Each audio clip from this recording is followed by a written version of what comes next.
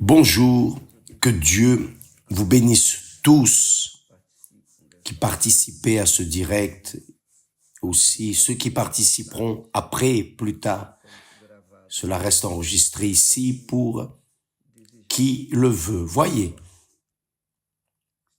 j'aimerais partager avec vous un fait très intéressant.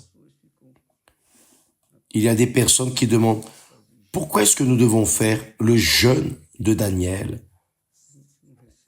Pourquoi est-ce que nous ne recevons pas le Saint-Esprit par la foi? C'est vrai, oui, c'est par la foi. Tout ce qui est en relation entre l'homme et Dieu, toute relation doit être par la foi. La foi dans sa parole, la foi dans la parole de Dieu. Et l'une des choses sur laquelle nous insistons ces derniers jours, c'est au sujet de la rencontre, l'appel de Dieu envers Moïse. Dieu s'est identifié la première fois à Moïse au mont Sinaï.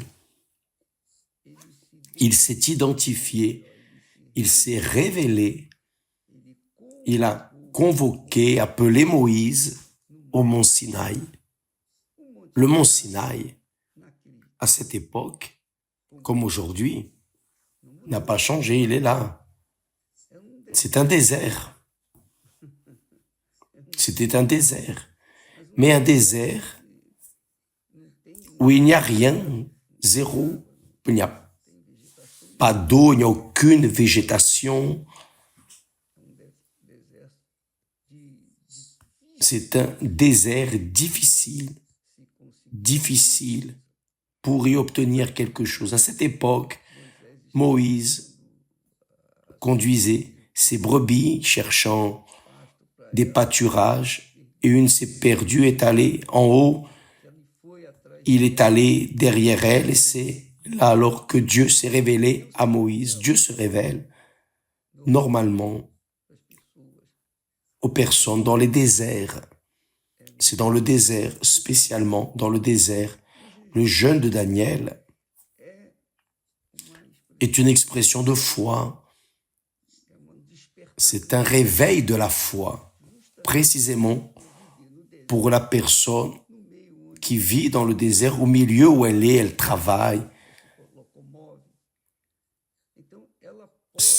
pour qu'elle puisse être dans le jeûne de Daniel, même si elle n'est pas dans le désert physique, mais quand elle entre, quand elle s'immerge dans le désert du jeûne de Daniel, elle s'isole mentalement, spirituellement. Elle focalise sa pensée dans les choses de Dieu. Donc, dans cette rencontre de Moïse avec Dieu, dans cette révélation de Dieu à Moïse dans le désert, Moïse n'était en compagnie de personne, il était seul. Seulement les brebis qui s'étaient perdues. Et lorsqu'il a vu le buisson ardent qui ne se consumait pas, il est allé voir cette merveille et c'est là où Dieu s'est manifesté à lui. Maintenant, ce qui est intéressant, ce qui est le focus de cette méditation, quand Dieu s'est révélé à Moïse, c'était avec un propos, un objectif extraordinaire, magnifique. C'était pour le convoquer, pour délivrer son peuple, le peuple de Dieu, de l'esclavage égyptien. Et quand Dieu a parlé à Moïse, Moïse est resté réticent car il avait fui d'Égypte. Il avait fui d'Égypte. Il savait que Pharaon voulait le tuer. Et maintenant Dieu se révèle à lui et lui dit « Retourne en Égypte pour libérer mon peuple, les fils d'Israël. Donc Moïse est resté réticent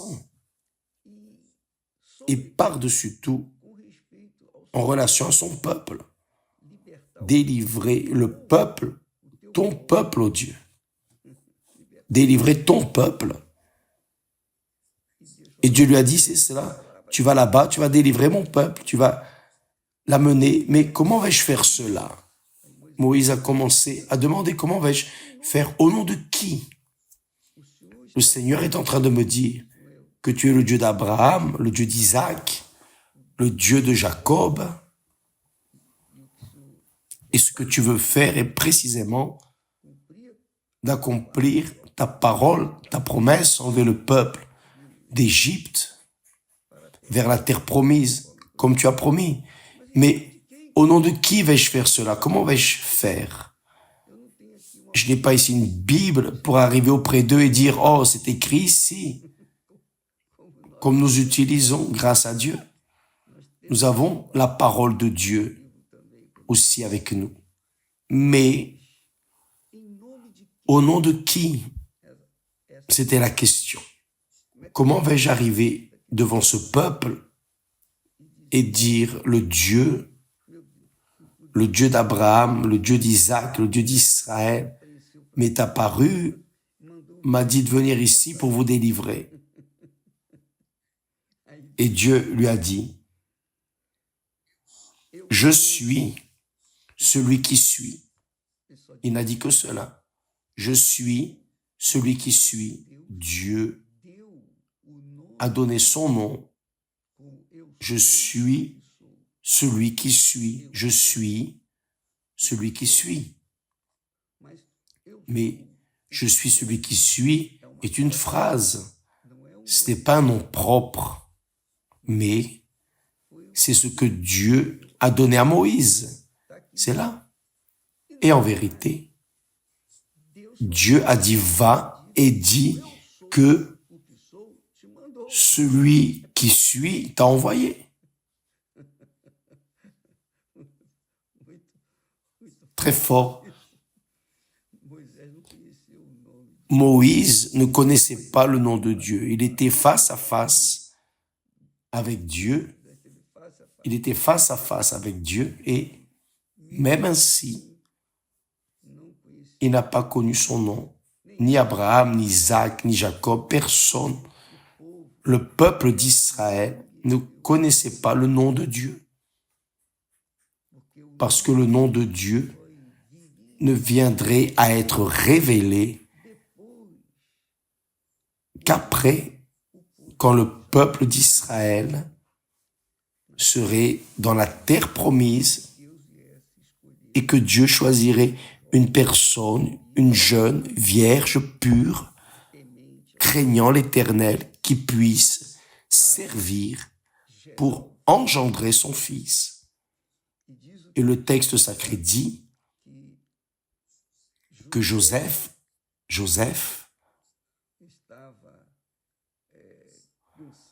pensait à laisser son épouse, Marie, qui lui avait été promise, sa fiancée, et elle était enceinte.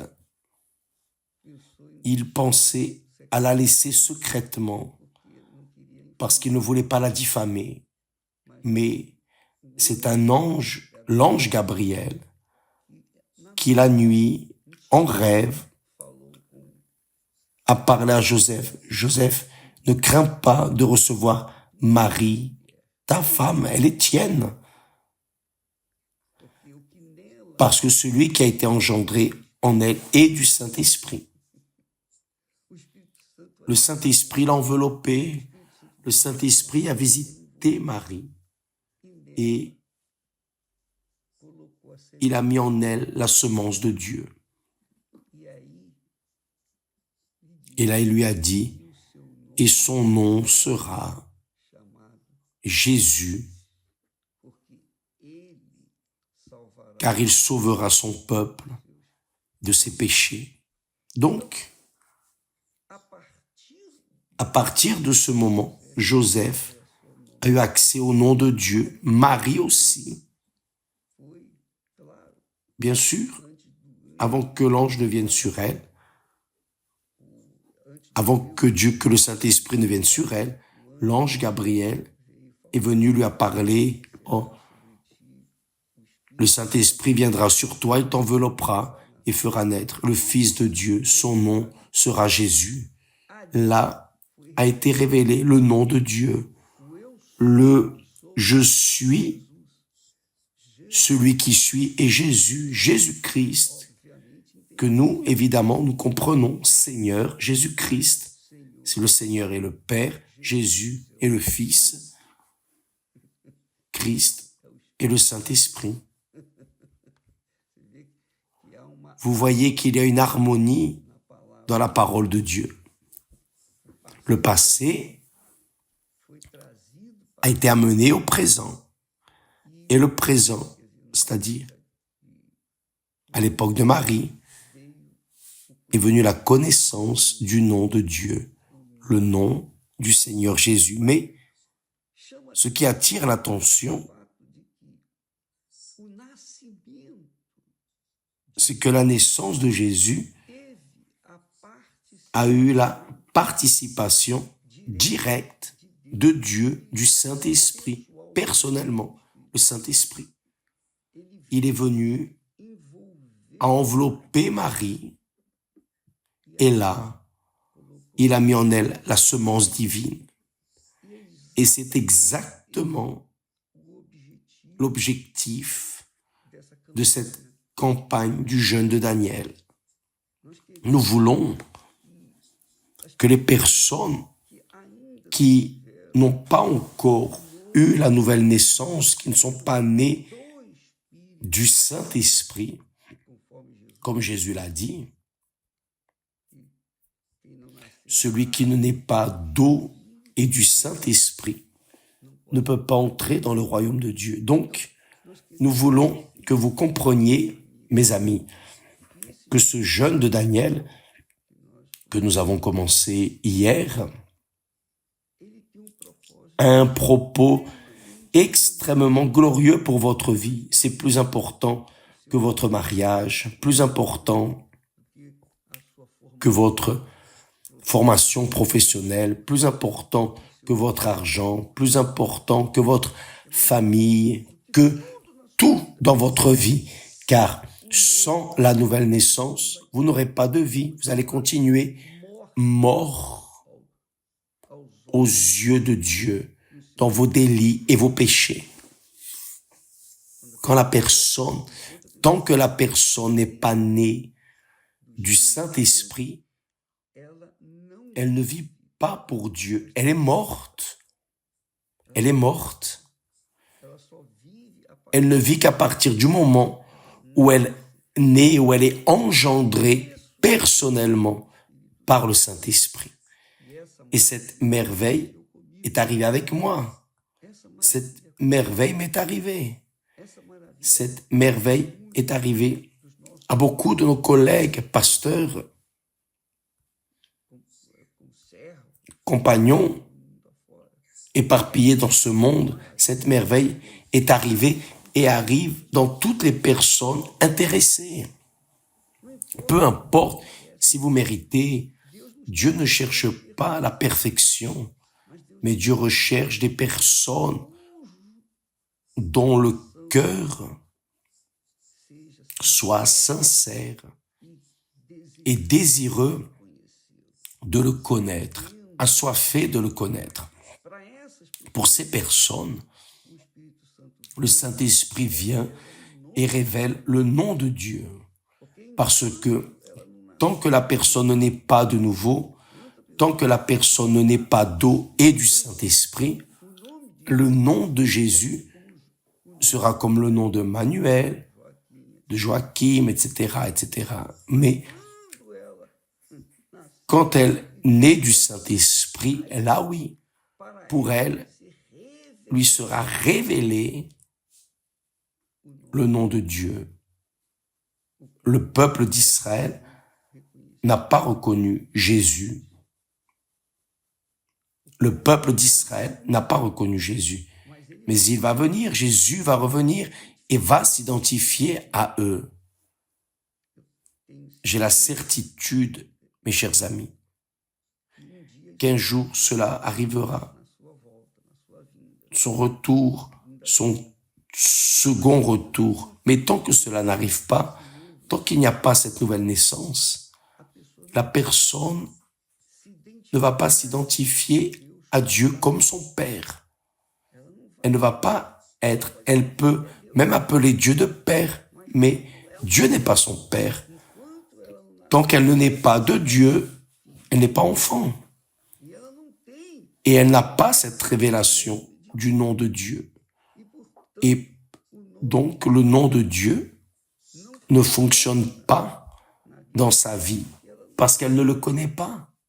Elle ne connaît pas le Dieu vivant. Quand elle connaît Jésus,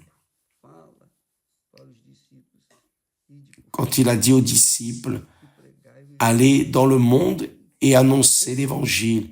En mon nom, ils feront des miracles. En mon nom, ils ressusciteront des morts. Ils guériront les malades. L'autorité du nom du Seigneur Jésus n'est donnée qu'à ses enfants. Demain, nous allons parler plus de ce sujet. Donc, lorsque vous faites le jeûne de Daniel, que vous investissez, c'est parce que vous êtes intéressé. Vous allez vous immerger vos pensées dans la parole de Dieu. Donc, le jeûne de Daniel, c'est pour vivre, disons, en vous, un désert, en ne pensant qu'aux choses de Dieu, pensant à la parole de Dieu, pensant les pensées de Dieu. À partir d'alors, avec la soif que vous manifesterez, là oui, le Saint-Esprit vous visitera, fera de vous une nouvelle créature, engendrera une nouvelle créature. Il va vous envelopper et faire de vous une nouvelle créature. Un fils, une fille de Dieu. Que Dieu vous bénisse. Demain, nous parlerons plus à ce sujet. À bientôt.